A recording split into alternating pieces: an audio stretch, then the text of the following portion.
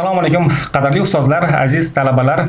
Xabaringiz bor, shu kunlarda nafaqat yurtimizda, balki butun Turkiya xalqlari Mir Alisher Navoiy tavalludining 585 yilligini keng nishonlashmoqda.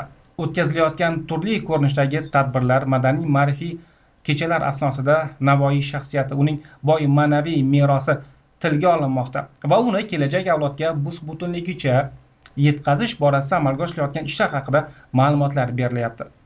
Bugun biz suhbatdoshimiz Afg'oniston fuqarosi, Termiz davlat universiteti dotsenti Nadim Muhammad Humoyun bilan bo'lgan suhbatimiz asnosida bilganlarimizni esga olish va keltiriladigan ma'lumotlarni sizga ham yetkazishni maqsad qildik. Avvalambor Nadim Muhammad Humoyun, studiyamizga xush kelibsiz. Rahmat, tashakkur. Yuqorida ta'kidladim, Navoiy tavalludiga bag'ishlangan tadbirlar nafaqat yurtimizda, balki butun bir Turkiya xalqlarida keng nishonlanmoqda. Buning boisi sizu biz uchun ayon va men so'ramoqchi bo'lganim, Navoiyni o'rganish, uni tadqiq etish sizu biz uchun va kelajak avlod uchun qanchalik ahamiyatli? Assalomu alaykum, hurmatli tinglovchilar. Ushbu savolingizga to'xtalib bo'lsak, birinchidan men Hazrat Navoiy bobomizning 585-tavallud ayyomlarini hammamizga tabriklayman, qutlug'layman. Ushbu fevral oyi bu Turkiy xalqlar uchun, ayniqsa o'zbek xalqi uchun muborak oy. Ikki buyuk shoir, sarkarda, davlat arbobi bo'lgan, ilm arbobi bo'lgan Mir Alisher Navoiy va bobomiz Zahiriddin Muhammad Boburning tavallud topgan oy hisoblanadi, fevral oyi. Endi Hazrat Navoiyni o'rganilishi nafaqat bugun, nafaqat kecha, balkim u kishining o'z hayoti davridan boshlangan. Hazrat Navoiyning asarlari bizga butun insoniyat dunyosida, ayniqsa Turkiy xalqlar orasida o'rganilib kelmoqda. Bu nega dolzarb masala? Buning asl asarlari, butun asarlari inson tarbiyasiga bag'ishlangan. Bu asarlarda biz hikmat, adolat, ilm, ma'rifat, riyo, tavozu, taqvo hamma narsani o'zini topamiz shu asarlarda. Bugungi kunda, nafaqat o'tmishda, bugungi kunda ham ijtimoiy muammolarni yechimini biz Navoiy asarlarida topishimiz mumkin. Endi keling, bu Navoiyni qanday biz yosh avlodga o'rgatish va o'rganish haqida biroz to'xtalib o'tsam. Bugun ba'zan yoshlar Navoiyni asarlari, she'rlari, hatto nasrlari o'qish qiyin, tushunish qiyinroq tuyuladi deb biroz masofa borligini yaqqol sezadilar va biroz uzoqlashib qolmoqda. Buning yechimlari bor.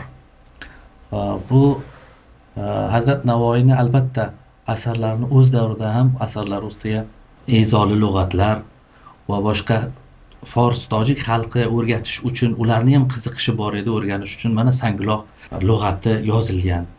O'sha 18-asrda Mirzo Mehdiy Astarobodiy tomonidan Sanguloq asari yozilgan. Bu nimaga? Bu ezoli lug'at emas edi, albatta tarjima lug'at edi. Fors, tojik xalqi Navoiyni asariga qiziqar edi, o'rganish uchun o'rganilar edi.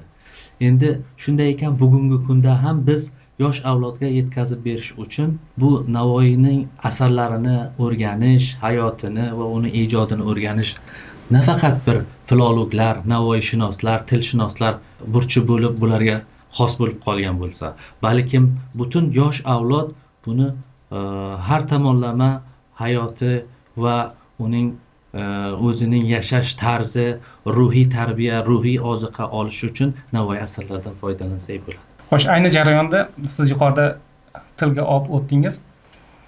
Navoiy g'azallarini, asarlarini tushunish qiyin bo'lganligi uchun yosh avlod biroz undan uzoqlashgandek bo'lyapti. Xo'sh, bu ko'zga tashlanayotgan muammo yechimi borasida qanday ishlar amalga oshiryapti? Biz bilamizki, shundayki tilshunoslar aytadi, har bir tilning poydevori, har bir tilning o'sha tilning shakllanishida yordam beradigan u tilning mumtoz adabiyoti hisoblanadi. Olaylik, ingliz tili bo'lsin, rus tili bo'lsin, bu tillarni biz o'zbek tilimizda ham poydevori o'sha takzamini mumtoz adabiyoti. Biz hozirgi o'zbek tilimizda ham mumtoz adabiyotdan ajratib o'rganish mumkin emas. Shunday ekan, bugungi muammolarni yechimi albatta Hazrati boshqa xalqlarni mumtoz adabiyotini o'rganilishi tajribasidan kelib chiqib bizlar ham shu Navoiyni o'rganishda, mumtoz adabiyotini o'rganishda o'sha usullardan, prinsiplardan foydalansak bo'ladi. U nima? U qanday? Ya'ni keling, fors tojik tilini misol olaylik. Ular mumtoz adabiyoti bilan uzluksiz birga yashab kelmoqda. Farzandlari, yoshlari, qarilari, deylik, Sa'diy Shiroziy, Hofiz Shiroziy yoki Rudaki, Mavlono Jaloliddin Rumiy yoki Jomiy, shularning asarlari ular shu maktab davridan, universitet davridan, butun hayotida ularning she'rlaridan foydalanib va ular ta'lim sohada, tarbiya sohada, butun sohada ular foydalanib kelmoqda. Biz ham Hazrat Navoiyning yo mumtoz adabiyotimizdagi shoirlarni, ayniqsa Hazrat Navoiyki biz mumtoz adabiyotimizning asoschisi deb tan olamiz.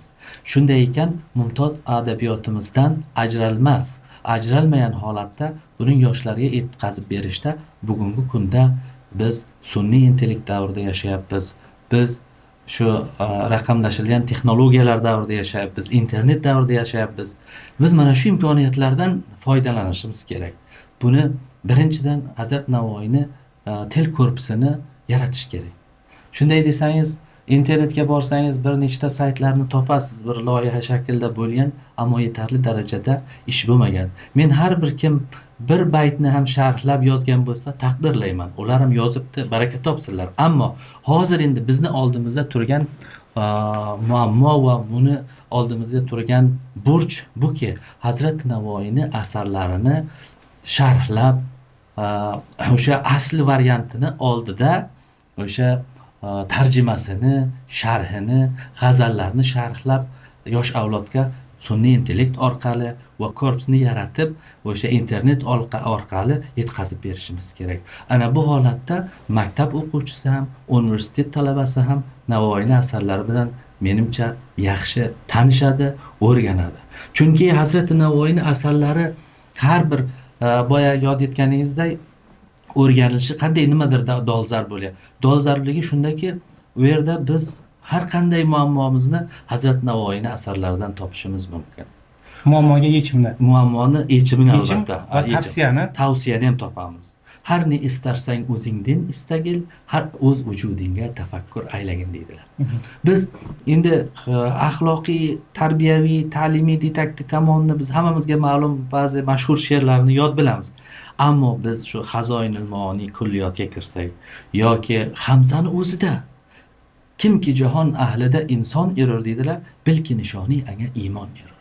Ya'ni iymon degani bu ishonch lug'aviy ma'nosi. Ammo bugungi kunda iymon, sadoqat, to'g'rilik, halollik, poklik, kurashchanlik, hayot uchun kurashchanlik yoki shu omonatdorlik, albatta buni Hazrat Navoiyning har bir misralarida, har bir o'sha she'rlarida, Bulayli Majnun, Farhod Shirin uzoqdan ko'rganda yoshlarimiz aytadilar, bu bir ishqiy, ya'ni bir fantastik, shunday ishqiy bir doston ekan deb tuyuladi.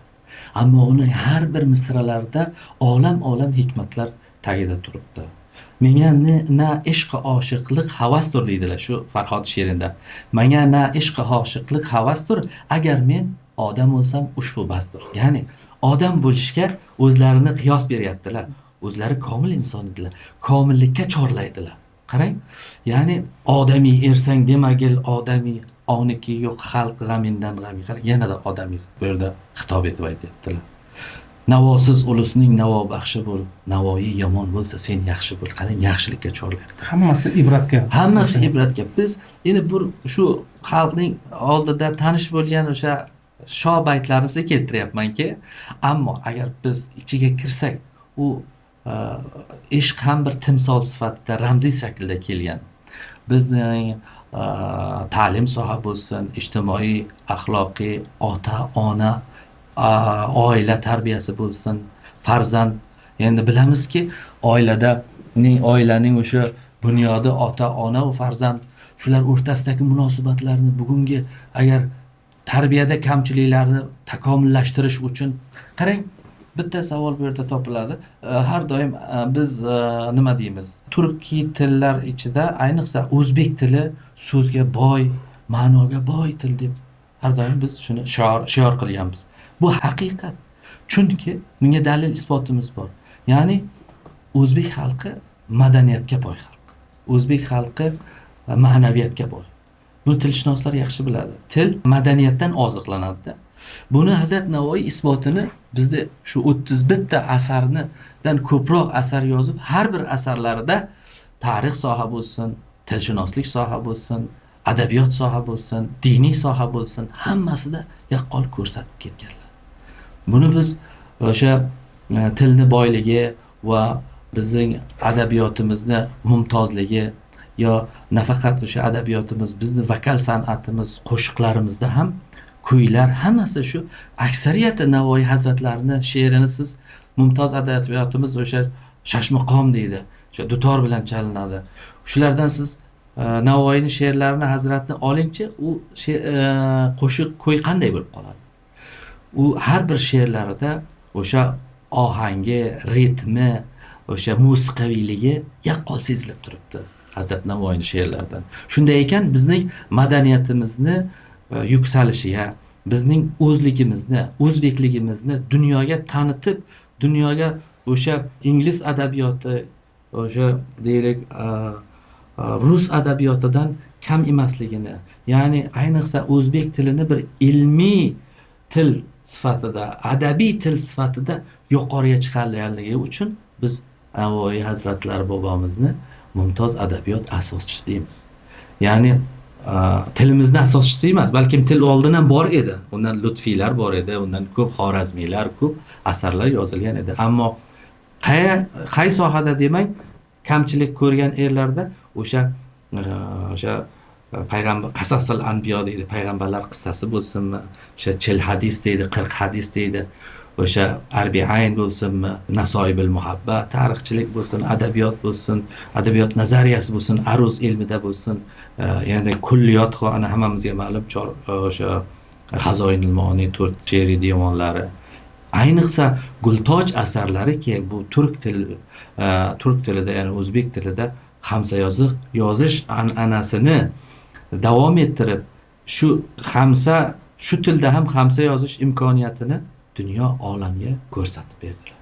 Bu degani bizning tilimizni, o'zligimizni va bilamizki, til har bir millatning dunyoga ko'z etuvchi omil deb ta'rif beradilar. Ya'ni tilda ko'p ta'rifi bor, muloqot vositasi, ijtimoiy hodisa. Ammo yagona omilki har bir millatni borligini shu Abdulloh Avloniy bobomiz aytganlaridek dunyoga ko'z etuvchi tili va adabiyoti deganlar. Ana shu tilimizni va adabiyotimizni bizni dunyo adabiyotidan ham yuqori ko'rsatib bergan shaxs Hazrat Navoiy. Shu uchun ham hamon Navoiyni eslaymiz, hamon Navoiydan biz o'rganamiz va buni qadrlaymiz. Navoiy shaxsiyatida ham xuddi ijodi singari faqatgina ibrat bo'la oladigan, namuna bo'la oladigan xulqni kuzatishimiz mumkin. Masalan, endi Navoiy shaxsiyatida inson sifatida biz o'zimizga ulgu olishimiz kerakli bo'lgan tomonlari demoqchisiz. Hazrat Navoiy biz tarixdan ma'lum 7 yoshiga borib 6000 dan ortiq hadisi muborakni yodlaganlar. Va o'sha 6-7 yoshlarida Mantiqi Tayr asari, Fariddin Attorning Mantiqi Tayr asarini nafaqat o'qib, yodlab, uni tahlil qilib, shu tasavvuf yo'liga yo'nalganlar. Bu degani arab tilini ham puxta bilganlar 7 yoshida. Bu degani fors tojik tilini ham puxta ilmiy shaklda o'rganganlar. O'zlari o'zbek, turk bo'lib turib. Endi bundan nima narsa ulgu olamiz? Bugungi yosh avlodga, yosh talabalarga, o'quvchilarga tavsiyam shuki, Navoiy bobomiz bizga ulgu bo'lsin. Navoiydan o'rganaylik. Qarang, har bir inson hozirgi kunda yoshlarimiz til o'rganishga intilyapti. Kattalarimiz tomonidan ham tavsiya bo'lyapti. Til nima? Til degani ilmni kaliti. Har bir narsani o'zida kaliti bo'ladi. Eshikda kaliti bor, mashinada kaliti bor, telefonda kaliti bor, parol deydilar. Endi ilmni o'zida ham kaliti bor. Ilmni kaliti mana til bo'lgan. Davr talabi ham shu bo'lgan. Ya'ni o'sha hozirgi davrimizda rus tili, xitoy tili, ingliz tili ayniqsa yoki nemis tillari, fransuz tillari ilmiy til ekan, arab tili o'sha davrda ham arab tili ilm tili bo'lganda. Shu uchun mana bizning ota-bobo ajdodlarimiz Ibn Sino yo Ulug'bek deylik, shular butun asarlarni arab tilida yozganlar. Xo'p, shunday ekan, Navoiy bobomizdan biz ulgu olishimiz til o'rganishda yoshlikdan harakat qilishimiz kerak. Va ayniqsa buyuklarimiz o'sha farzandlarini, ota-onalariga ham tavsiyam shuki, bolalarini til o'rganishga yoshlikdan o'rnash kerak va ularni targ'ib qilish kerak. Va til degani bu bir madaniyat. Madaniyat albatta til madaniyatdan ayri emas. Madaniyatdan birga til bilan madaniyatni ham o'rganadi. Ammo birinchi o'z tilimizni ham puxta o'rganishimiz kerak. Biz o'z tilimizga e'tibor bermasak, ya'ni o'sha boshqa tillarni ham to'g'ri o'rgana olmaymiz. Men aminmanki, bugungi kunda yosh avlod o'sha bog'chadan boshlab maktab davrida shunday o'z farzandlarimdan qiyos kelib bilamanki, bular tilni puxta o'rganib kelyapti. Ammo oldida xorijiy tilni ham o'rganishimiz kerak. Ya'ni ilm o'rganishga har narsada bir sabab bo'ladi. Har narsani o'zini bir yo'li bo'ladi. Hozirgi kunda davr talab bo'lgan. Biz sun'iy intellekt davrida yashaymiz. Biz raqamlashtirilgan axborot texnologiya davrida yashar ekanmiz. Ingliz tili, rus tili, xitoy tili, shu xorijiy tillarni o'rganish ham bizga Hazrati Navoiydan bir ulgu sifatida o'zimizga talqin qilishimiz shart deb bilaman. Shunday. Navoiy shaxsiyatida aynan davlat arbobi sifatida ham faoliyat yuritgan davrlarida sizni bizga o'rnak, ibrat bo'ladigan jihatlar ko'zga tashlanadi. Shundaymi? Hazrat Navoiy davlat arbobi sifatida ham biz yaqqol ko'ramiz. U kishi birinchi mana Hayratul Abrorda keltiradilar podsholarini. U Hayratul Abrorning dostoni faqat shu adolat, ma'rifat, insonni insonparvarlikka chorlovchi. Boya aytdimki, kimki jahon ahlida inson yurur, bilki nishoni anga iymon yurur. Shunday ekan, davlat arbobi sifatida u kishining obodonchiliklari yaqqol. Bugungi masalan yashil makon qanday dolzarb masala muhitda, jamoamizda. O'sha payt Hazrat Navoiyni hatto shu yashil makon qurishda, obodonchilikda ham o'zimizga ulgu bo'lsak bo'ladi. Qarang, har bir qirralari bizga hayotlari ham dars bo'la oladi. Nafaqat yozib ketgan she'r va nasr va nazmlari, balki u kishining hayotlari ham bizga dars bo'la oladi. Obodonchilikda quruq cho'l maydonlarini ekinzorga aylantirganlar. Kanallar qurganlar. Biz buni oldimizdan gapirmaymiz. Vaqfiya Hazrat Navoiyni o'rganilishda Navoiyshunoslarga ma'lumki, birinchi manba o'zlarining asari bo'ladi. O'zlarining asari mana Vaqfiya degan asarlari bu. O'sha yerda 370 dan ortiq bu kishini ko'prik qurganlar, havuzlar qurganlar, kanallar, o'sha quruq cho'l maydonlariga kanal olib borib, suv olib borib ekinzorga aylantirdi. Xalqni qorinini to'yg'azganlar. Hatto talabalarni himoya qilganlar. O'sha shifoxonalar qurganlar. Shifoxonaga bemorxona emas, kasalxona emas, balkim shifohiya deb nomlaganlar. Ana shu talabalarga, uchlik talabaga 3 qop bug'doy, 4lik talabaga 4 qop bug'doy, 5lik talabaga 5 qop bug'doy o'z shaxsiy o'sha imkoniyatlaridan talabalarni stipendiya berar ekanlar. Mana bu narsa tarixda yozilgan. Shunday ekan, Hazrat Navoiyni o'sha davlat arbobida adolati, insonparvarligi, xalqqa yordami va ma'rifat va ma'naviyat yo'lida fidoyiligi ham bizga o'rnak bo'la oladi.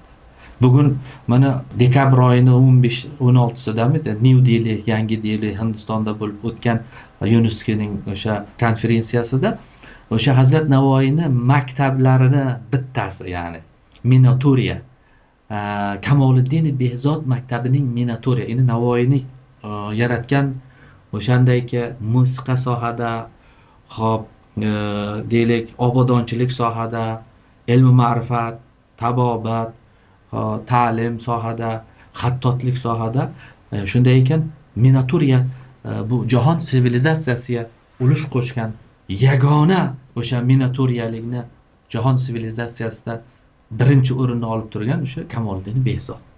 Bu kim bu? Bu aslida Navoiyning shogirdi. Navoiyni yaratgan imkoniyatlardan, Navoiyni qurgan maktablardan tarbiya olib, o'sha maktab Navoiyning homiyligi bilan qurilgan maktab hamon faol Hirotda va bunda 100 dan ortiq amalan talabalar o'sha Minaturiyani davomchilari o'sha avloddan avlodga yetishib kelgan, hozir ham saqlab qolganlar nomoddiy meros sifatida YuNESKOga registratsiya bo'ldi shu.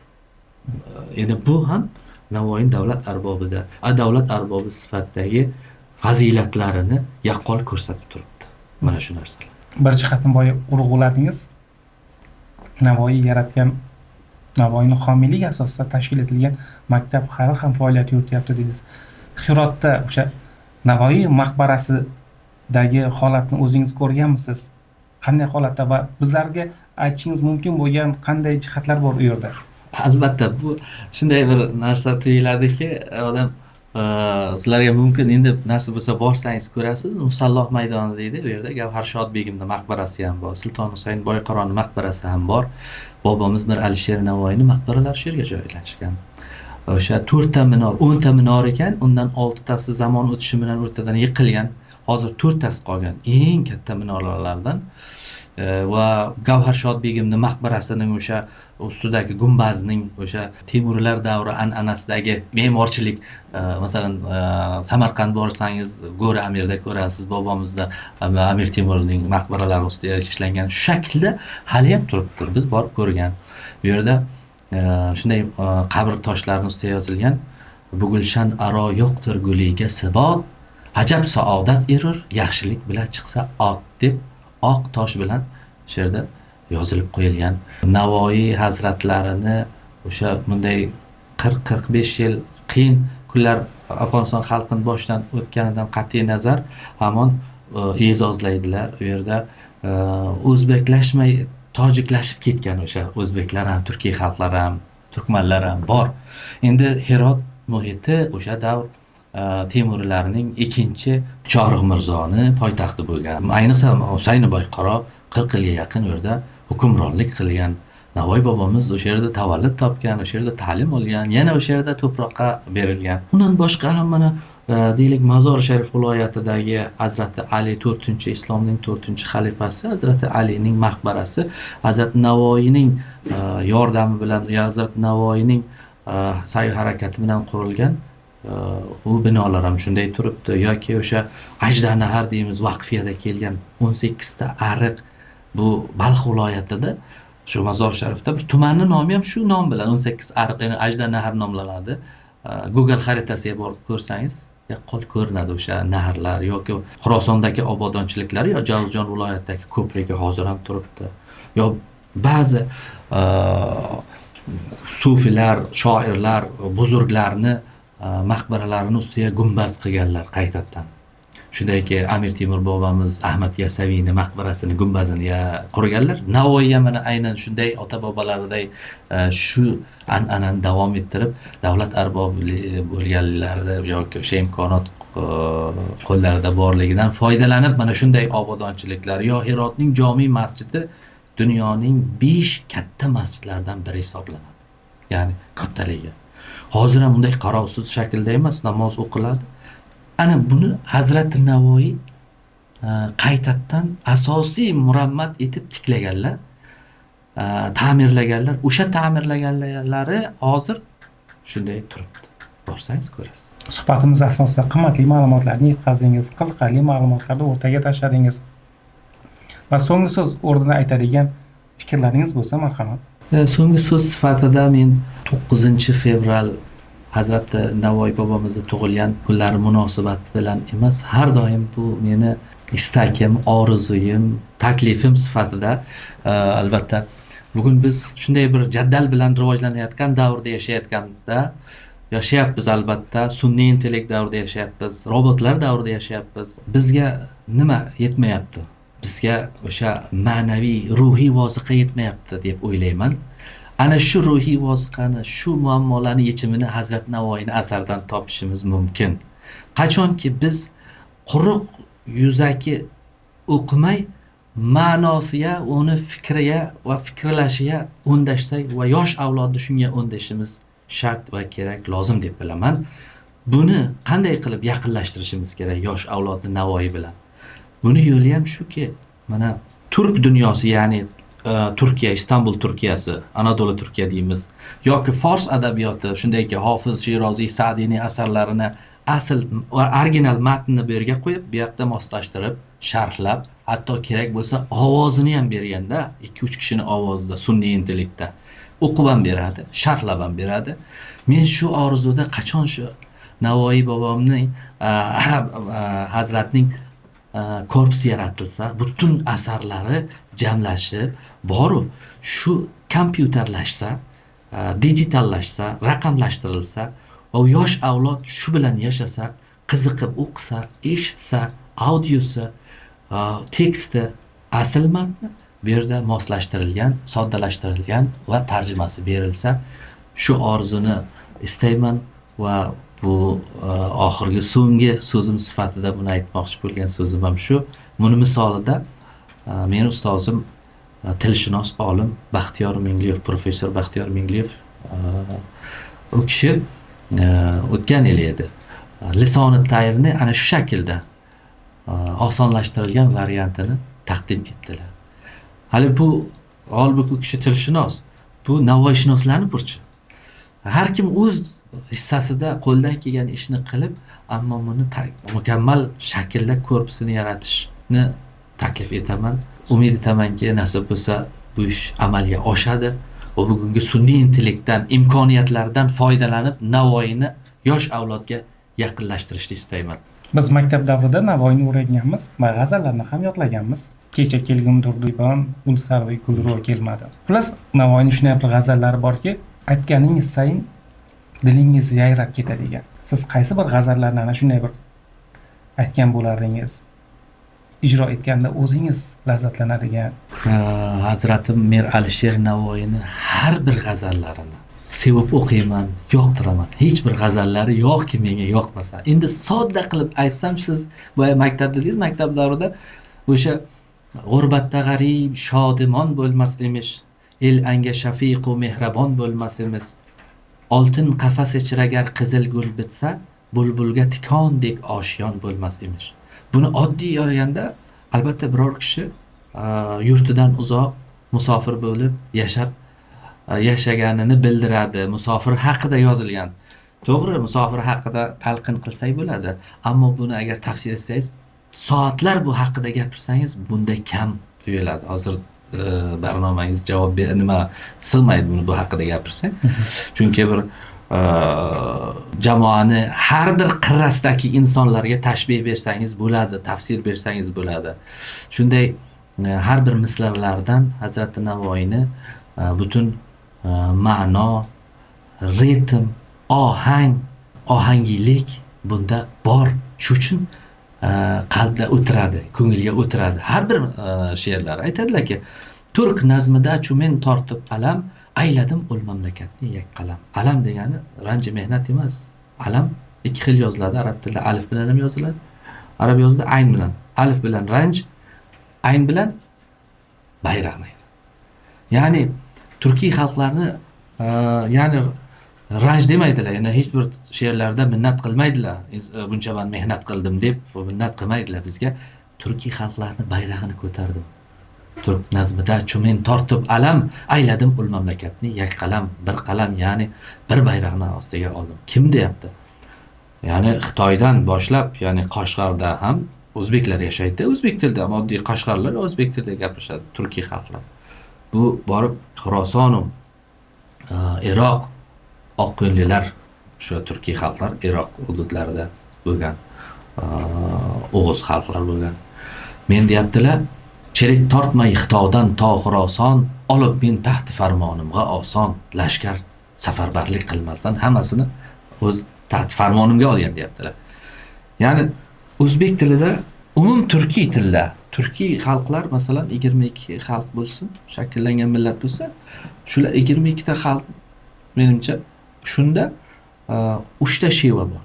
O'g'iz, Qarluq, Qipchoq. Shunday ekan, mana bizni tilimiz Qarluq shevasiga moslashtirilgan. Ya'ni Navoiy shevasi. Navoiy asarlarida ana shu 3 ta sheva yaqqol o'zini aksini topgan. Qarluq, Qipchoq, O'g'iz. Endi shu turkiy xalqlar butun hammasi Navoiy meningki deydi. Yalg'iz turk, balki turkumon ham deb keltiradilar. Ya'ni nafaqat turk xalqi, turkumon degan turk bo'lmagan o'sha O'g'iz xalqlarini ishora qiladi Navoiyshunoslar. Ya'ni o'zbek bo'lmagan xalqlar ham meni sevib o'qiydi, o'rganadi. Chunki ularning madaniyati, turkiy xalqlarning mentaliti, turkiy xalqlarning ma'naviyati, odob, axloq, turmush tarzi, hatto musiqasi shu Navoiy asarlarida bilan ajralmaydi, birga yashaydi. Shu uchun Navoiy asarlarini har bir nasri bo'lsin, nazmi bo'lsin, har bir sohada buni bilamizki, mana ayniqsa Mahbubul Qulub asarlarida 1500-yilda yozganlar. O'sha ustoz haqida, shogird haqida shunday misralari borki, bugungi kun davr talabiga yaqqol javob beradi kamchiliklar. Ya'ni ustozga qanday munosabatda bo'lish kerak, shogird ustozga qanday munosabat, yo ota-ona, odob, oila masalasi hammasi Navoiy asarlarida o'z yechimini topadi. Shu uchun Navoiy asarlarini hammasini sevib o'qiyman, o'rganaman, yaxshi ko'raman. Yetkazilgan ma'lumotlar uchun bizni taklifimizni inobatga olib, studiyamiz mehmoni bo'lganingiz uchun sizga rahmat. Rahmat, sizdan ham menga iftixor bag'ishladingiz. Men ham mamnunman. Rahmat. Unday qutlug' ayyomda kam bo'lsa ham bir ozgina bilganimizni bobomiz haqida sizlar bilan poylashganimdan baxtiyorman. Salomat bo'ling. Tashakkur.